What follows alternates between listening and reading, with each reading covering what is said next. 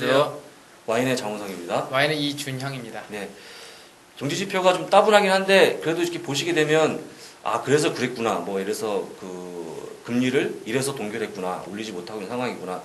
그, 대충 알기에 뭐, 경기가 상당히 많이 호전되고 있는데, 그럼에도 불구하고 금리를 안 올리는 이유들이 이러이러한 차트를 보니까 그렇다는 부분들을 그 정도만 아셔도 상당히 도움이 됐을 것 같고요. 네. 예.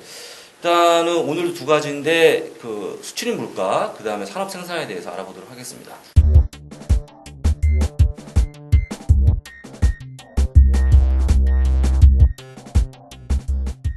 예, 일단 뭐 말 그대로 수출 물가는 쉬운 겁니다. 뭐 네. 수입 물가, 수출 물가를 비교를 그렇죠. 하는 건데요. 네.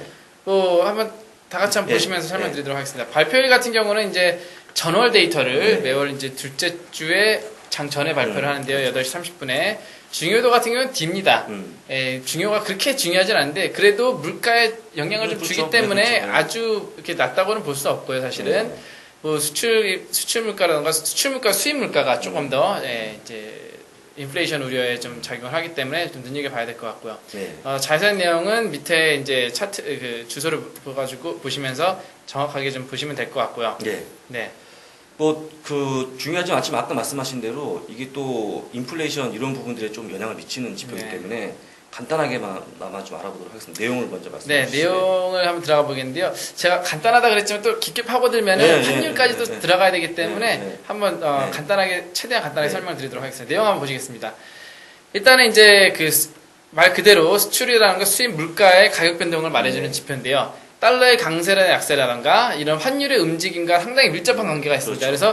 그래서 수입 물가가 뭐 올라갔다 해가지고 뭐 또 물가가 올라간다는 것보다는 이 환율의 움직임까지 또 자세히 봐야 되는 그런 건데요. 주요 내용 같은 경우에 이제 수입 물품의 가격 움직임, 그리고 오일을 제외한 수입품이라던가, 그리고 수출 같은 경우는 농산물을 제외한 또 수출품 가격 움직임, 이런 걸 또 확인할 수 있는 건데요. 수입품 같은 경우는 이제 가격 움직임은 미국 내 인플레이션에 크게 영향을 미치는 거를 그렇죠. 또 보실 수가 있습니다. 제가 아까 말씀드렸듯이.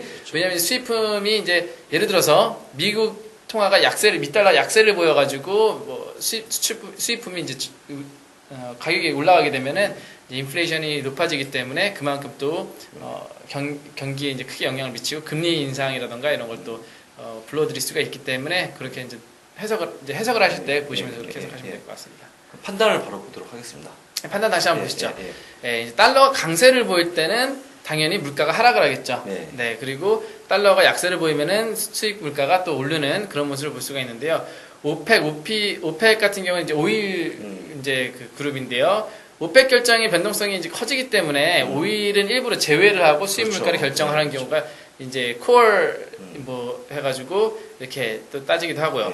날씨 또 변동에 따라서 또 이제 수출을 하는 거는 농산물이 되게 많잖아요. 날씨 변동으로 해도 수출하는 농산물이 또 가격이 변동할 수 있기 때문에 또 수출 물가를 따질 때는 농산물을 제외하는 그런 이제 지표인데요. 미국의 경쟁력을 일단은 분석하는 지표가 되지 않을까라는.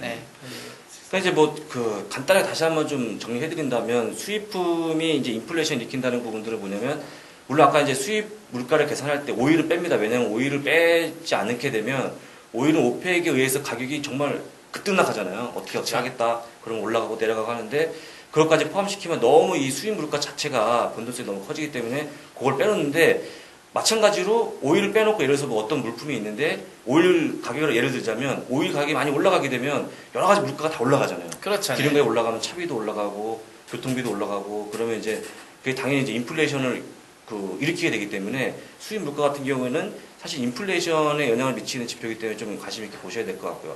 수출 물가는 그다지 중요하지 않은데 어쨌거나 미국에서 수출하죠. 근데 이제 수출하는 항목 중에서 굳이 농산물을 또 하나 이제 놓고 빼느냐 마느냐 얘기하는 부분들은 농산물이 또 이제 수출하는 데 있어서 날씨가 안 좋아서 최근처럼 만약 날씨가 추워진다면 농작물이 죽잖아요. 그렇죠. 이런 경우에 또 농작물 가격이 갑자기 올라가죠. 그러면 또 이제 수출하는 입장에서 가격이 높아지기 때문에 그걸 또 빼놓고 수출 물가를 따진다. 이런 부분들을 좀 설명해드릴 수가 있을 것 같고요. 바로 차트를 보면서 또 설명을 해드리도록 하겠습니다. 네.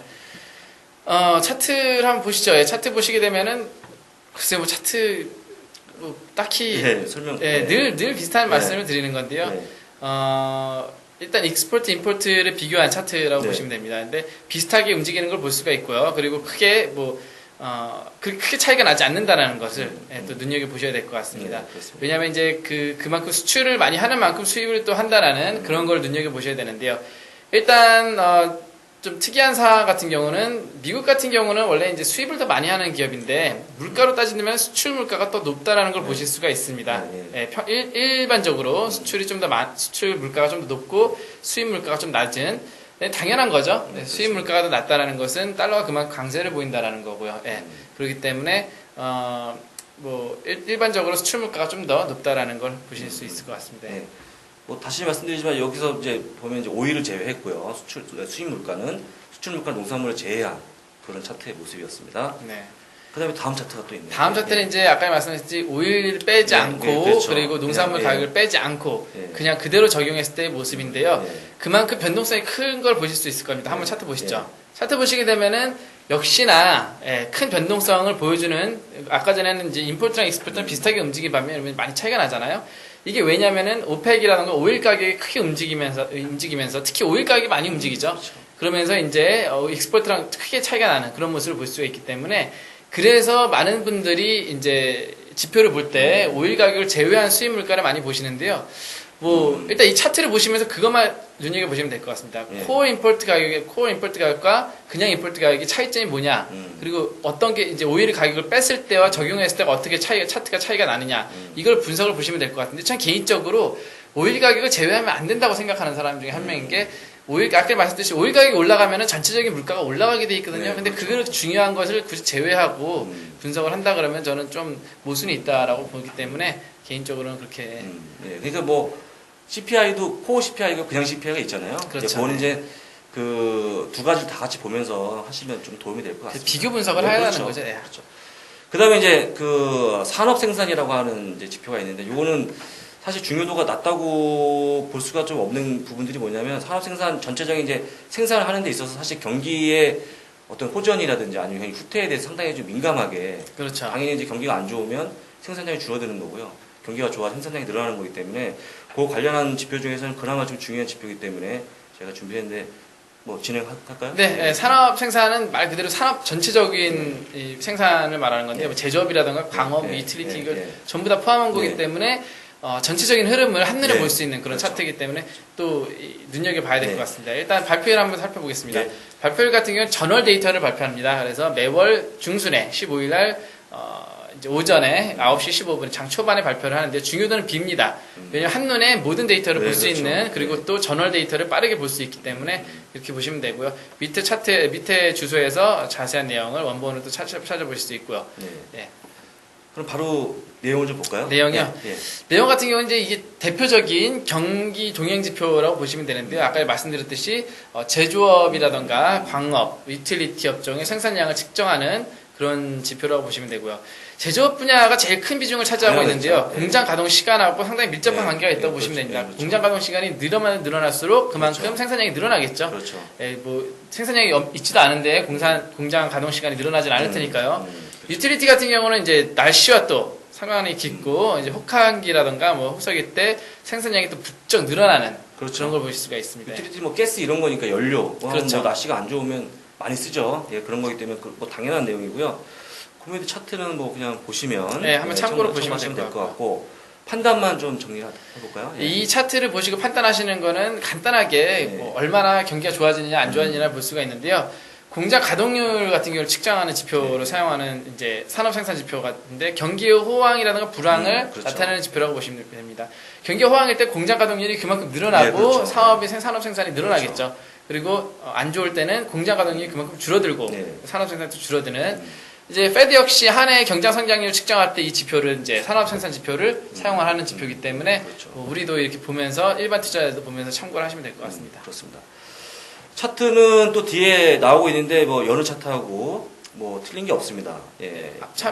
여기서 저 말씀드리고 싶은 건 뭐냐면은 일단 이 차트 한번 보겠습니다. 차트 보시면은 생산량이 크게 변동을 하지만은 이제 그 가동률, capacity utilization 같은 경우는 이제 큰 변동을 보이진 않습니다. 공장은 늘 가동이 되는 거니까요. 하지만 이제 그런 흐름을 느지막하게라도 추정을 하고 움직인다는 걸 보시면 되고요. 대신에 이제 생산량은 빠르게 큰 변동성을 보여준다라는 걸 또 보시면 참고하시면 될 것 같습니다. 그 뒤에는 이제 가동률만 다 나온 건데 참조하시면 될 것 같고요.